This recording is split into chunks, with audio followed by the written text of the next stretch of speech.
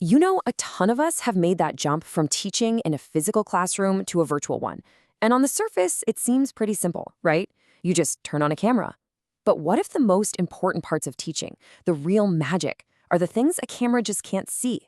Today, we're going to unpack the invisible challenges of online learning and why the solution isn't about better tech, but about way better visibility. So let's just start with this question because it's the assumption we all make. Is teaching online really just teaching on a camera? Well, the truth is, the moment you step behind that screen, the entire context changes. The problems you have to solve as an educator are fundamentally, totally different. Yeah, it's not just about a change in scenery. It's like you're playing a whole new game with a different set of rules for communication. So let's break down exactly what gets lost in translation when we go from a physical room to a Zoom room.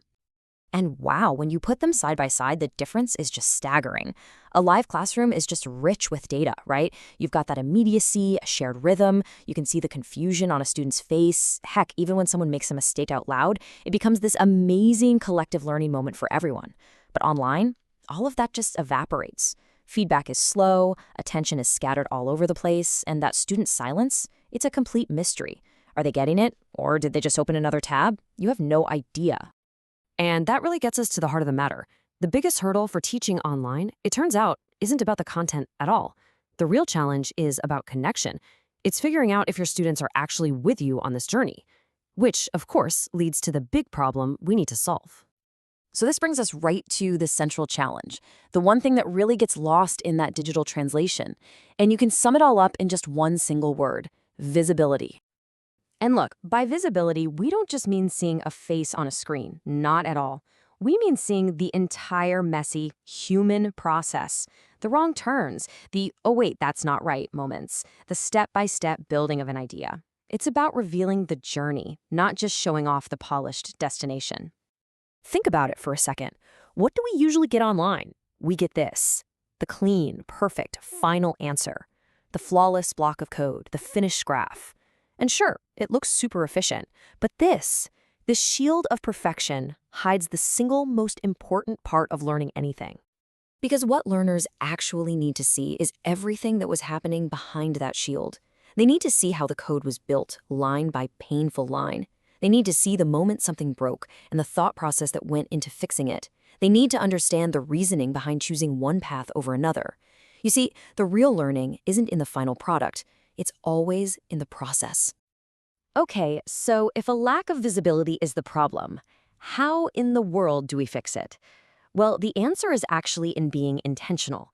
We can choose or even build tools that are specifically designed to bring that hidden thinking process right back into the light. And this quote just brilliantly illustrates the key insight here. The tools we use, they're never neutral. They actively shape the learning experience. A tool can either speed everything up and hide the process, or it can be designed to do the opposite, to slow things down and make that thinking explicit again. Check this out. Here's a perfect real-world example. The author of our source material saw this exact need. The goal wasn't just to flash a bunch of code on the screen, but to actually recreate the natural, thoughtful rhythm of coding live. So what was the solution? They built a specific tool, a package called TypeR for the R programming language, designed to do just that. And here's the really interesting counterintuitive twist. The point of a tool like this isn't to be faster or more efficient. It's the exact opposite. The goal is what's called pedagogical pacing, which is basically just a fancy way of saying we're intentionally using technology to slow down, to match the speed of our demonstration to the speed of human thought and learning. So where does this all leave us? Well, it points to a really powerful final idea.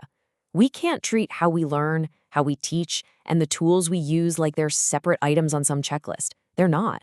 They are all part of a single, powerful loop.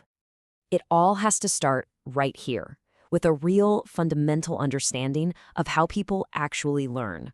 We know that true learning happens through practice, through trial and error, and by seeing the messy process unfold. So then, that deep understanding of how we learn has to directly inform how we teach. If learning requires seeing the process, then our teaching methods absolutely must be designed to make that process as visible as possible. And only then, once our teaching goal is crystal clear, can we figure out what tools we actually need. See? Instead of just chasing the newest, shiniest app, we choose or build tools that serve our teaching, which in turn serves how people really learn. And that's it. That completes the loop. So we'll leave you with this question to chew on.